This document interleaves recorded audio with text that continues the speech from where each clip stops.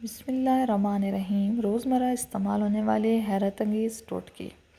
میلی چھتری کی صفائی کے لیے گرم پانی میں امونیا ملا کر برش کی مدد سے چھتری پر لگائیں، پھر 10 منٹ بعد سادہ پانی سے دھو لیں۔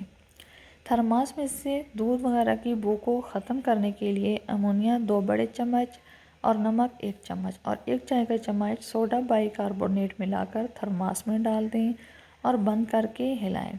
آدھے گھنٹے بعد تھرماس کو دھو لیں۔ دھونے کے بعد آدھے گھنٹے تک دھوپ میں ضرور رکھیں تاکہ زہریلے اثرات ختم ہو جائیں۔ کوڑے کی ٹوکری سے بو دور کرنے کے لیے لیموں کے چند ٹکڑے کر کے ٹوکری میں ڈال دیں۔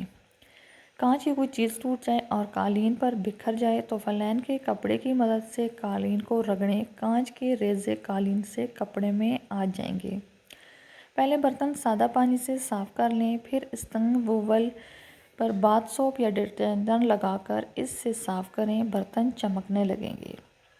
چمڑے کی اشیاء صاف کرنا ہو تو پیاز لے کر اس کے 2 ٹکڑے کر دیں اور وہ ٹکڑے باری باری چمڑے کی اشیاء پر رگڑیں، وہ صاف اور چمکدار ہو جائے گی۔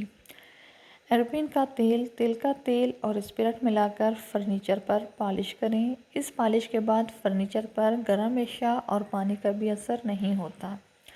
الماری کے ایک کونے میں خوشبودار صابن رکھ دیں، کپڑے مہک اٹھیں گے۔ شیشے کے برتن کو چمکانے کے لیے اسپنج کو سرکے میں ڈبو کے دھوئیں، برتن چمک اٹھیں گے۔ فریج میں اکثر مختلف چیزوں کی بو سما جاتی ہے، خصوصاً پھلوں کی، آم، امرود، سیب وغیرہ کی، کیونکہ دودھ فوری طور پر ان خوشبو کو جذب کر لیتا ہے۔ اس طرح فریج میں گیس کی بو پھیل جاتی ہے جو کھانوں پر بھی اثر انداز ہوتی ہے۔ میٹھا سوڈا یا بیکنگ پاؤڈر کسی کٹوری میں ڈال کر فریج میں رکھ دیں، یہ ساری بو جذب کر لے گا۔